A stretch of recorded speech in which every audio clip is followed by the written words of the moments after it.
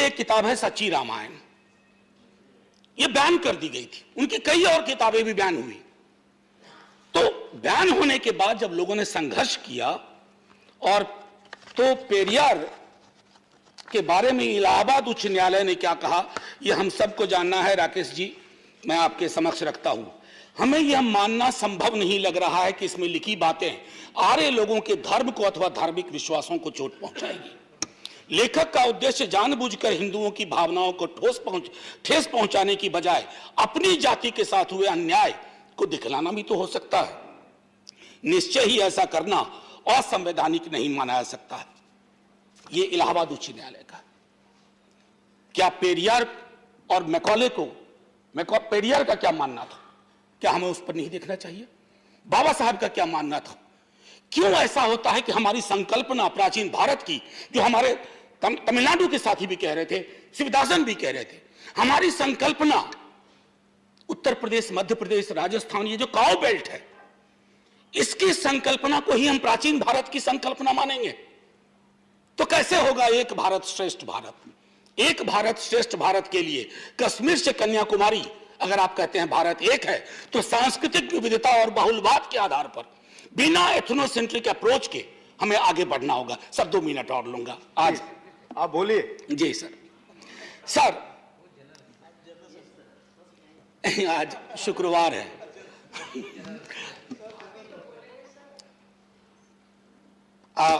मैंने कहा ना कि अतीत की उल्टे पांव की यात्रा। अब एक चीज होती है क्रिटिकल पेडागॉजी। सर एजुकेशन के कई डेफिनेशन हो सकते हैं, लेकिन अल्टीमेट परिभाषा क्या है? Education should be an instrument for emancipation. वो लोगों को आजाद करे कई तरह के बंधनों से, वैचारिक बंधन हो, धार्मिक बंधन हो या किसी प्रकार के बंधन हो। मैं 2 चीज रेफर करना चाहूंगा यहां आपके माध्यम से माननीय सभापति महोदय। 2 किताब, एक मणिमुग्ध शर्मा ने लिखी अल्लाहू अकबर। उन्होंने अकबर को कंटेम्पररी कंटेक्स्ट में उसको समझने की कोशिश की। और दूसरा हमारे जयराम रमेश जी हैं, the light of Asia, the poem that defined Buddha. मैं आग्रह करूंगा कि उसको पढ़ा जाए, इन किताबों को पढ़ा जाए।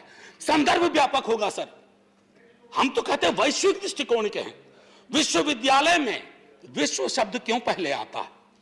ऐसे ही नहीं आता है यूनिवर्सिटी का अनुवाद विश्वविद्यालय। दर्शन वैश्विक होना चाहिए, साइंटिफिक टेम्परामेंट होना चाहिए। अन्यथा तुलसीराम को जो आत्मकथाएं लिखनी पड़ी वो ना लिखनी पड़ती, ओम प्रकाश वाल्मीकि को जूठन नहीं लिखना पड़ता, और रोहित वेमुला को दुनिया से जाना नहीं पड़ता। ये हमारी हकीकत है। मैं ये नहीं कहता कि शायद आपने ये हकीकत पैदा की, लेकिन पैदा हुई इस हकीकत को के खात्मे के लिए हमने साझा रूप से कुछ नहीं किया। हम कंफर्टेबल हैं इस हकीकत से, कंफर्टेबल हो गए। अरे जाति है कि जाति नहीं, स्वीकार कर लिया। क्यों नहीं जा रही? यानी कि ये प्रिविलेज का बंटवारा है। जो प्रिविलेज्ड हैं उनको खुशी है कि रिचुअल सिंबॉलिक बातें बोल करके बाकी बनी रहे जाति। इसी सदन में जितने लोग होंगे उनमें से कई को शिक्षा के लिए जो संघर्ष करना पड़ा होगा, हम में से बहुतों को नहीं करना पड़ा। राकेश जी को नहीं करना पड़ा होगा, मुझे नहीं करना पड़ा, क्योंकि वो जो अंग्रेजी की कहावत है ना, एक line, there is nothing in name. Sir हम हिंदुस्तानी है, there is a lot in surname. नाम में नहीं है लेकिन सरनेम में सब कुछ है। सरनेम ही तय करता है कहां तक पहुंचोगे और कहां रोक दिए जाओगे। ये मैं कहना चाहता था। उसके लिए वैश्विक दृष्टिकोण, जैसे बाबा साहब अंबेडकर को आप माला पहनाएंगे, अप्रैल के महीने में कई आयोजन होंगे। ये नहीं सोचेंगे कि जॉन डुवी का क्या इन्फ्लुएंस था बाबा साहब पर। जॉन डुवी से बाबा साहब को अलग कर देंगे, कुछ हासिल नहीं होगा। फिर ये यूं ही बात हो गई ना कि मेरे दादा को एक हाथी था, हाथी मर गया, लेकिन मैं इस हाथी के सपने में आज भी कविताएं लिख रहा हूं ना। उस प्रवृत्ति से बचना होगा। फिर मैं कहना चाहता हूं सावित्रीबाई फुले ने मैकॉले के बारे में क्या कहा, मॉडर्न एजुकेशन के बारे में क्या कहा, इंग्लिश इंस्टीट्यूशन और एजुकेशन के बारे में क्या कहा। पेरियार, सावित्रीबाई फुले, ज्योतिबा फुले, बाबा साहब भीमराव अंबेडकर, आप एक साझा सोच देखिए। क्यों हमारे दलित बहुजन चिंतक उस तरह से नहीं सोचते हैं जैसा आप सोच रहे हैं, जैसा आपका रेजोल्यूशन सोच रहा है? कहीं तो लोचा है केमिकल। ऐसा क्यों हो रहा है, उसको एड्रेस करने की जरूरत है। सर, क्वालिटी, आज भी हमारे यहाँ क्वालिटी ऑफ एजुकेशन की बात नहीं होती है। अक्सर हम आंकड़ों में देखते हैं कि इतना पेनिट्रेशन हुआ, इतना हुआ, ये नहीं देखते कि गुणवत्ता पे कितना काम हुआ, एक्सेस पे कितनी बात हो रही है। अभी कोरोना के दौरान डिजिटल एजुकेशन ने कैसे फिर से प्रिविलेज को और प्रिविलेज बनाया, बाकियों से सब कुछ छीन लिया। अभी बताऊं, रिसर्च की बात कर रहे हैं, एमफिल खत्म कर दिया गया सर, कोई आधार। न्यू एजुकेशन पॉलिसी आई, बहुत उसके गाने गाए जा रहे हैं, लेकिन मैं दुख के साथ कहता हूं सदन में न्यू एजुकेशन पॉलिसी पर चर्चा सर, दुख इसलिए कह रहा हूं माननीय सभापति जी, मैं आपके समक्ष इसलिए भी कह रहा हूं कि आप बहुत गंभीरता से सुनते हैं। दुख इसलिए होता है ना कि साल दर साल मुझसे पहले कई लोग बोल गए होंगे, पिछले सदन में, पिछले के पिछले में, लेकिन कुछ हमारी सामाजिक हकीकत है ना, वो जा नहीं रही है। और जब तक वो हकीकत नहीं जाएगी सर, मैं फिर से सर एक मिनट का टाइम लूंगा। मेरे साथ सर एक स्टूडेंट था, मैंने पहले भी सदन में कहा, बहुत ब्राइट स्टूडेंट था सर, 10वीं के हमसे हमेशा उसके अच्छे अंक आते थे, और वो 10वीं के बाद जब मैंने पता किया वो कहां गया, सर वो चाय की दुकान खोल के बैठ गया, क्योंकि फर्स्ट जनरेशन लर्नर था, परिवार में कोई नहीं था सर। मेरे माता पिता दोनों प्रोफेसर थे सर। संसाधन तय करते हैं, जाति तय करती है, सरनेम तय करता है ज्यादातर। ये इस हकीकत को हम सबको स्वीकार करेंगे ना, तो शायद आज नहीं तो कल हम इसका निदान खोज पाएंगे सर। प्राचीन विश्वविद्यालयों के बारे में आपकी चिंता मुझे बहुत अच्छी लगी, लेकिन प्राचीन के लिए आंसू बहाने से पहले जरा हम समकालीन विश्वविद्यालयों को भी देख लें। मैं अगर देखता हूं अपने ही बिहार को, उत्तर प्रदेश को, अलग अलग राज्यों को, वाइस चांसलर की अपॉइंटमेंट का तरीका, फिर मैं ये कह रहा हूं, ये मत कहिएगा कि आपकी आलोचना कर रहा हूं, वाइस चांसलर का अपॉइंटमेंट एक खैरात की तरह बंटता है।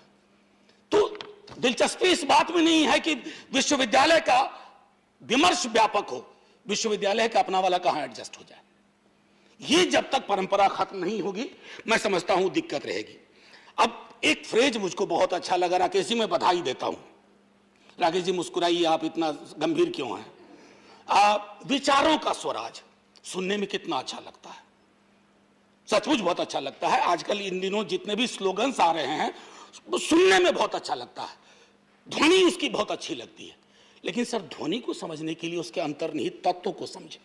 ये जो विचारों का स्वराज है, इसमें कौन कौन से विचार होंगे, इसमें इंक्लूजन एक्सक्लूजन क्राइटेरिया क्या होगा, कौन से विचार आपको प्रीतिकर लगेंगे, कौन से विचार अप्रीतिकर लगेंगे, कौन से विचार आप कहेंगे देशद्रोही है, ये देश के खिलाफ का विचार है, कौन सा विचार ऐसा है जो देशभक्त विचार है। क्योंकि हम तो यहां देख रहे हैं सर, एक कपड़ा भी जहां कंट्रोवर्सी बन जाए, जहां आपस में बाड़े खींच जाए, जहां तस्वीरें बदल जाएं।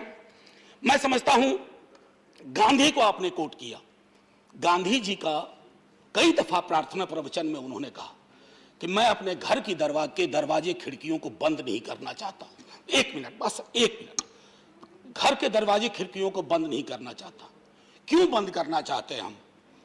हमें नहीं बंद करना चाहिए। वेस्टर्न एजुकेशन, वेस्टर्न इंस्टीट्यूशन ने बहुत सारी चीजें दी हैं।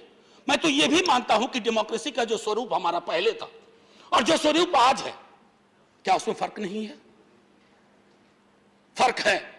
मैं इसलिए कह रहा हूं कि अगर अपनी ट्रेडिशन पे गर्व जरूर होना चाहिए, लेकिन नजरिया क्रिटिकल होना चाहिए।